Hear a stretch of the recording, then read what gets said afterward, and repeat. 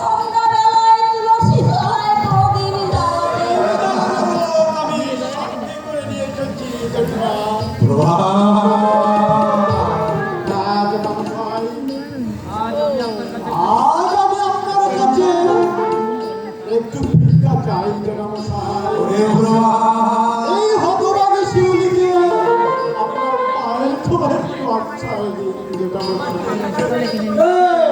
তোমার কি মাথা খারাপ হয়ে গেছে বাবা? আরে কি দেখে এখানে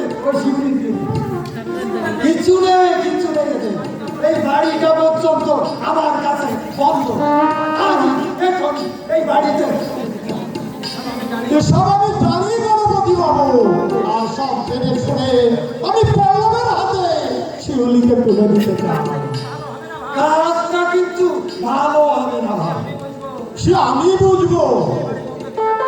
আপনি বাড়ি বন্ধ কি টাকাটা আমার কাছে দেখা করে আগে নিয়ে আসবেন। তুমি টাকা দেবে? হ্যাঁ,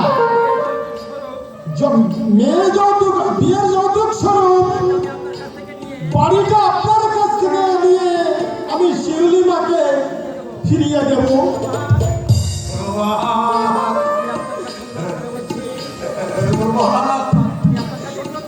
আমি আপনার কাছে অনুরোধ করে বলছি, আপনি অবাক করবেন না। এই ভিক্ষাটুকু দিন গণপতি বাবু। খুব ভালো কথা। টাকা দেবো না বাবা। আপনি এসেছেন তখন বাড়ি ছেড়ে দিতে আমার হলো। আর তুমি কাজটা একটু চিন্তা করে করলে ভালো। হ্যাঁ, আমার আবার পুজোর সময় হয়ে গেল। হবে বাবা, কাল সকালে এই টাকার জন্য আমি কিন্তু তোমার কাছে যাবো। কথাটা মনে থাকে।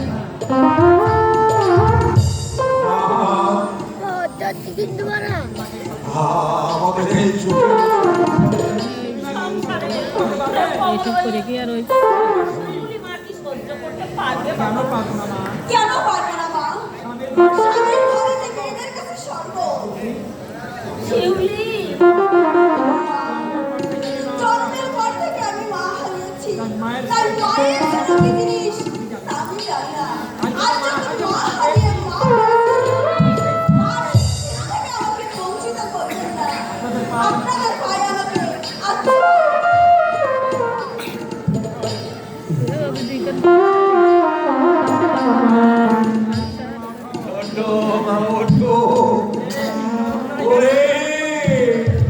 তুই যে ঠিক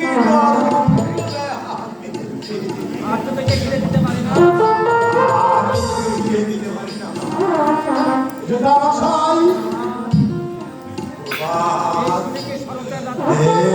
শিবলিঙ্গের চরণে রাধে ধরা নাকি স্বর্গ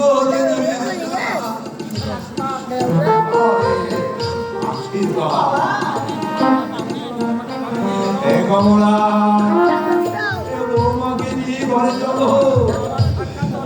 আমার আমি তো আজকের দিনে ঘরকে নতুন রূপে বৌমাকে নিয়ে তুমি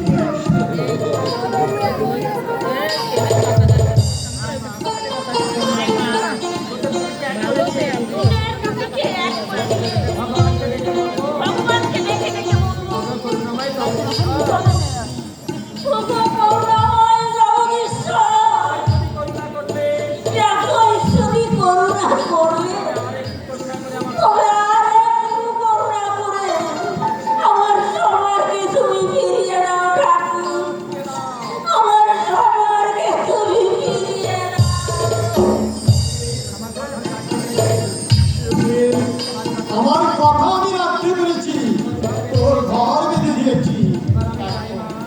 আমি যাই মা।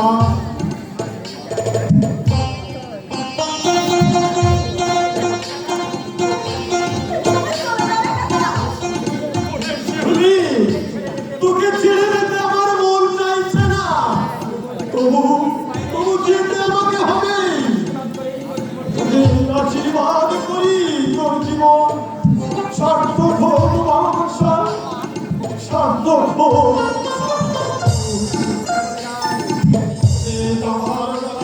তোকে বলে যাই, জীবনে ঝড় ঝঞ্ঝা যাই আসুক না কেন, হাসি মুখে বরণ করে নিয়ে তবু অন্নপূর্ণ বলে যারা তোকে ঠাই দিয়েছে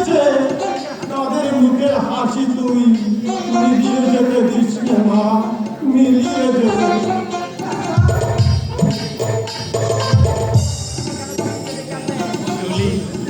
তোমার এই শেষা মৃত্যুকে তুমি কেন কেন ডেকে আনলে?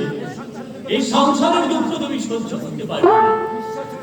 বিশ্বস্রষ্টা শিব যার স্বামী, তার সহ্য করার ক্ষমতা অনেক আছে। মা বাবা যখন অন্নপূর্ণা বলে তোমার পায়ে স্থান দিয়েছে, তখন আমি কি কখনো আমার অন্তর থেকে তোমাকে দূরে সরে রাখতে পারি? এসো।